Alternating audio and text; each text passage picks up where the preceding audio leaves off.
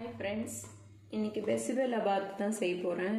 அதுக்கு முதல்ல மசாலா ரெடி பண்ணணும். அதுக்காக கொஞ்சம் ரோஸ்ட் பண்ணணும். அதை பார்த்துடலாம். எல்லாத்தையும் முதல்ல வறுத்து எடுக்கணும். என்னென்னு கொஞ்சமாக கடலைப்பருப்பு,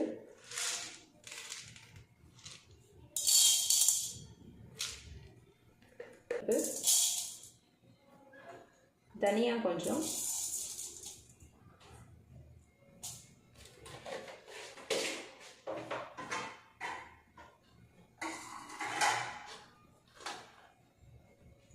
கொஞ்சமாக சீரகம், வெந்தயம் சும்மா ஒரு 4 போடுங்க, இல்லைன்னா கசப்பு வந்துடும்.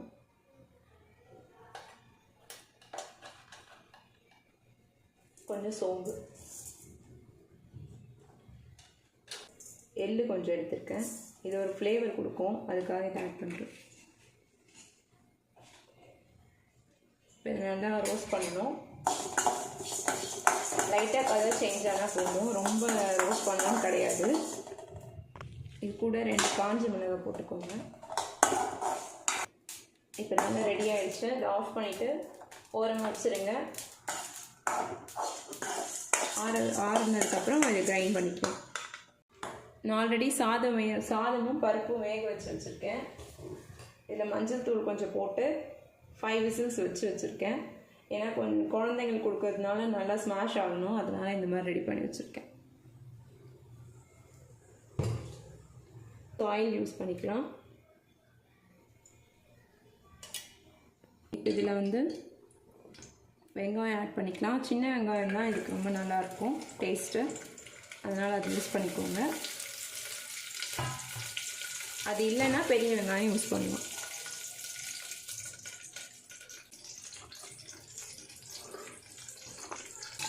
இப்போ தக்காளி ஆட் பண்ணிக்கலாம்.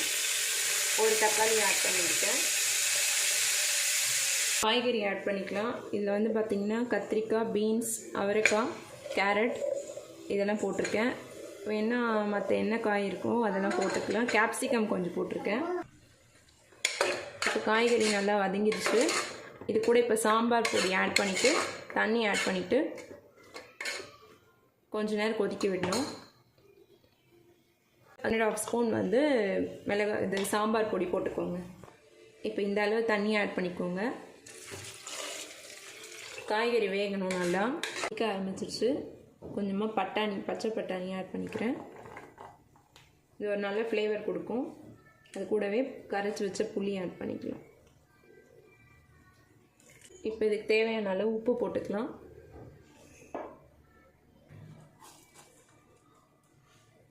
நல்லா கலந்து விட்டுட்டு குக்கர் மூடி போட்டு விட்டுற போகிறேன்.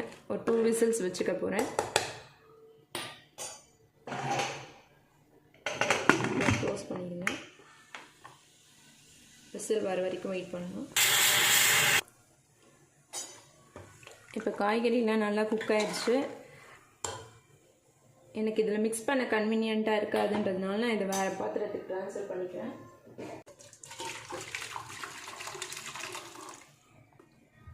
ஸ்டவ் ஆன் பண்ணி வச்சு இப்போ இதில் நம்ம வேக வச்ச சாதத்தை ஆட் பண்ணிக்கணும். வேக வச்சு அப்படியே நல்லா கரண்டிலே மசிச்சு விட்டுக்கோங்க. இப்போ இதை நல்லா மிக்ஸ் பண்ணிக்கணும். இப்போ தண்ணியாக இருக்க மாதிரி தான் தெரியும். ஆக்சுவலாக கொதிச்ச உடனே சரியாயிடும். இன்னும் நம்ம மசாலா வேறு ஆட் பண்ணணும். இந்த ஸ்டேஜில் உப்புலாம் செக் பண்ணிக்கோங்க. தாளிப்பு கடைசியாக தான் பண்ணணும், அப்போ தான் நல்ல ஃப்ளேவர் இருக்கும். ஸோ அதனால் கடைசியாக தாளிப்பு பண்ணிப்போம். இப்போவே கொஞ்சம் ஃபுல்லாக திக்காக ஆரம்பிச்சிச்சு பாருங்கள். இது கொஞ்சம் தண்ணியாக இருந்தால் தான் நம்ம சாப்பிடும்போது திக்காகிட்டு ஈஸியாக இருக்கும். இப்போவே ரொம்ப திக்காகிடுச்சுன்னா அப்போ ரொம்ப ட்ரை ஆகிடும்.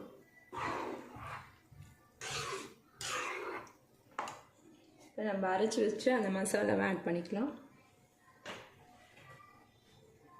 ஆல்ரெடி வறுத்து வச்சேன் இல்லையா, அதை அரைச்சாச்சு. இது ஃபுல்லாகவே போட்டுடணும். இதில் தான் நல்ல ஃப்ளேவர் கிடைக்கும். மிக்ஸ் பண்ணி விட்டுக்கோங்க.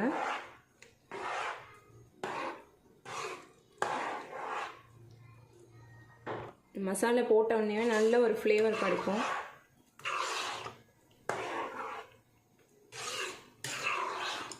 வந்து நெய்யில் தான் பண்ணணும். நெய்யில் பண்ணும்போது இன்னும் நல்லாயிருக்கும். ஆயிலையும் பண்ணலாம், கம்பேரிட்டிவ்லி நெய் யூஸ் பண்ணால் இன்னும் நல்லாயிருக்கும் டேஸ்ட்டு. அந்த மசாலா சாதத்தோடு நல்லா மிக்ஸ் ஆகணும். அதனால ஒரு 5 மினிட்ஸ் அப்படியே கலரி விட்டுக்கிட்டே இருக்கணும். அப்போ தான் ஒரு நல்ல ஃப்ளேவர் கிடைக்கும். இப்போ அப்படியே சைடில் தாளிக்கிறதுக்கு ரெடி பண்ணிடலாம். கீ ஆட் பண்ணிக்கிறேன்.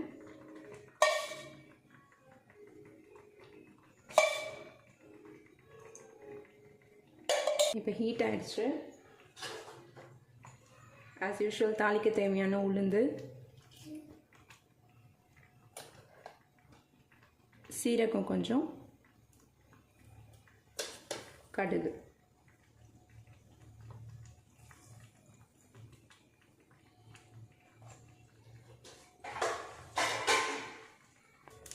கடுகு பொரிய ஆரம்பித்ததும் கொஞ்சம் முந்திரி ஆட் பண்ணிக்கிறேன்.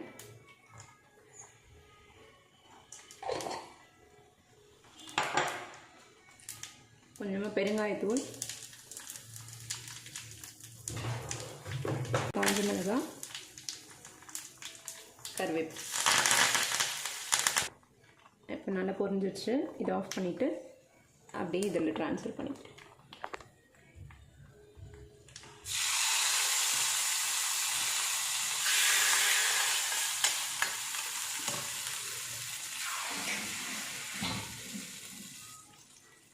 கடைசியாக இதில் கொத்தமல்லி ஆட் பண்ணிக்கணும்.